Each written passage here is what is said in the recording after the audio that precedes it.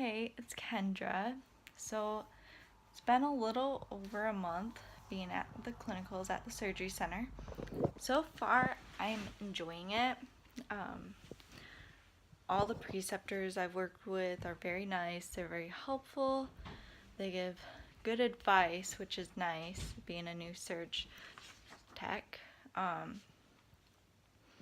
there, I haven't really had any issues with the preceptors. I mean, there's one who she comes off as kind of mean and critical and not very friendly, but she does give good advice too, since she's been working there for so long, which is nice. But other than that, I've enjoyed it. It's definitely a good atmosphere to work in there, and to have clinicals at, because they're all very nice and helpful, definitely. But I'm gonna answer a few questions. So number one, where have I grown and what are my strengths? So I've noticed I'm a lot more confident with passing my instrumentation.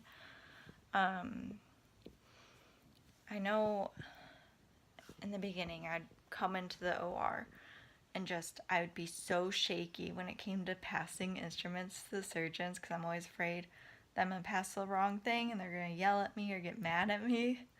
But that's not the case at all. Like, they'll just say, oh, this isn't the right thing. And then my preceptor, most of the time, will be like, no, they want this one. Or sometimes I'll grab the wrong instrumentation and my preceptor will be like, no, put that down. They want this one. So, definitely a lot more confident with that. I know another thing too was the reason I was so not confident with passing instruments is because I think it was my second week and I worked with this one surgeon, and he told me I wasn't passing correctly, and he was very picky about how I passed my instrumentation to him. And so it made me lose my confidence a lot when it came to passing instruments to the surgeons. And I felt like every time I did it, I didn't do it right, then passing awful. But I did work with that same surgeon recently, and he told me I did good, so I must be passing a lot more confidently. I know my preceptors have told me that too. I'm passing my instrumentations more confidently, which is good. Also, I'm getting better at remembering what instrumentations come next. Like, when I'm in the middle of a case, I'll remember, okay, so the surgeon starts off with the 15 blade, and then after that he's going to want skin hooks, and then a curved mayo with browns. So that's definitely a big strength, or definitely something I've grown, is memorizing what instrumentation the surgeon's going to want next. I mean, I worked in plastics Friday, and I've worked in plastics one other time before Friday, so I couldn't really remember what order the instruments were passed to the surgeon. So when I was in the middle of the first case, it all came back to me, and I'm like, oh yeah, next he's gonna want this, and then this. So that is definitely something I've grown in. Another thing I've grown in is setting up my back table faster, because I know in the beginning I'd be so nervous. I'd be worried that my preceptor's gonna judge me because I'm setting it up weird or something, and so I'd set it up really slow and kind of second guess, like, maybe I shouldn't put this here. Maybe I should put my basins on the other side. I don't know. But now I'm just setting it up, and I know Friday, I think I set one up within 15 minutes, because there's been a couple times where my preceptors won't scrub in until right when the surgeon walks in the room to get gowned. And so I'm like there alone setting up the back table. And if I'm really struggling though, I mean, sometimes preceptor will scrub in before, but other than that, a lot of times the preceptors won't scrub in until right before the case is starting. So you kind of feel rushed, especially at the surgery center when the turnover time's like 15 minutes. So you have 15 minutes to pretty much get the room clean, set everything up before the next patient gets in the room. So I've definitely grown on setting it up faster. Number 2, my weak points. Definitely knowing for each case what instrumentation they're going to want on the Mayo stand. I mean, I know a lot of surgeons, they'll have different cases throughout the day, and they'll always want the same things on their Mayo stand most of the time.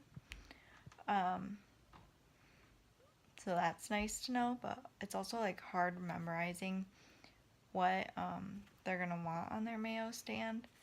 So I'm always asking my preceptor what the surgeon likes on their Mayo stand. And it's also something I'm trying to make notes on. Since you can't really write in your notebook what's on your Mayo stand while you're in the middle of surgery, and it's also hard for me to remember what was on my Mayo stand when I'm done with surgeries for the day to write in my notebook. So something we've done is the tag on our gown. Well, I'll take one and I'll put it on the back table and I'll write down what's on my Mayo stand. And then I can just put that in my bag and write it in my notebook later on in the day. So it's definitely helped out a lot.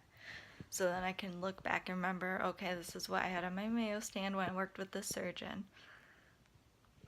Another weakness point, and I'm not sure if it's a weakness point, but it's just gets frustrating sometimes, is when we try and set up our Mayo stand the way we want to and how we feel more comfortable setting it up, so we remember where our instruments are and so we know where to grab when the surgeon needs it. But it gets frustrating when we set it up and then our preceptor changes it to the way they set it up, and it just gets a little frustrating sometimes. I mean, sometimes I do give good advice and be like, oh, well, I do this because of this, and it's just something I'm not used to. Like, they showed us how to do the shelf on the Mayo stand, and I mean, it's a good idea, but it's just something I'm not used to doing. So I kind of don't really see the point of doing it too much. So I don't really set it up like that, but there's been 2 preceptors I've worked with who just always use the shelf on the Mayo stand. So when I set up my Mayo stand the way I set it up, they're always changing it and putting that shelf on the Mayo stand. So it just gets frustrating sometimes, so yeah. Number 3, have I reached my goal from my last vlog? I definitely reached one of my goals from my last vlog, which was passing my instruments more confidently. It's a goal that I'm going to keep continuing working on here and there. I mean, I'm not a very confident person at all. So I know Thursday I was in ENT surgeries all day, and after a few of the surgeries, my preceptor would be like, you did really good. Like, do you feel like you did good? And I'd tell her all the time, like, no, I felt like I did awful. You know, I felt like I was worried, and, I just get down on myself. And she was telling me, like, not to get so hard on myself. I'm just going to continue to grow. And she thought I did very good with the surgeries that day. Yeah. So that definitely boosted my confidence more. My other goals from my last vlog, I did not reach, like remembering what to put on the Mayo stand for each case, because it's just something I'm gonna have to learn more and more on, and it's also hard to memorize what's on Mayo stand for each case when you're in so many different cases all the time, because like one day it may be in eyes, and then the next day might be in plastics, and I might not be in eyes for a few weeks, and I'll forget what was on the Mayo stand. So it's just something I'm going to have to learn the more I do it. And then the other goal was to get more sleep. That's just hard to do in general, especially when I'm working too. It's more so the week that I have clinicals, which with the Wednesday, Thursday, and Friday. I just so happen to work the weekend before and also that Monday and Tuesday, and I don't get home Tuesday until like midnight, and then have to be up at 5 to get ready and go to clinicals. So it's just, that's probably a goal that's not gonna happen for me. I'm just gonna have to suffer a little bit, but I definitely try and take naps throughout the day if I can, so I can catch up on some sleep if I'm exhausted. So I don't think that's gonna be a goal that I'll ever reach. Number 4, after meeting my goal, how do I feel about my progress? I definitely feel a lot better. I feel more confident going into the operating room now. I'm not as shaky as I was in the beginning. I definitely like the atmosphere more too in the OR. Because in the beginning I was kind of worried. I was like, maybe this isn't for me. But now the more that I'm doing it, I'm definitely enjoying it, and I enjoy my preceptors I work with because they give very good advice. But I definitely feel a lot better going into the OR and like setting up my case and passing instrumentations to the surgeons. I mean, the surgeons I've worked with, I've been lucky, and they've all been very good surgeons and like very nice, and they all kind of teach you the anatomy in the body. So in the middle of surgeries, they'll kind of do a little bit of lessons and show us exactly what tendon this is, or what muscle this is, or why they're doing this. And so it's definitely very helpful when they do that. And again, you know, I've had surgeons that can come off as rude. I mean, I know they don't mean to. But I just try not to let it get to me. If they seem rude, like the one surgeon telling me that I don't pass my instruments confidently. But definitely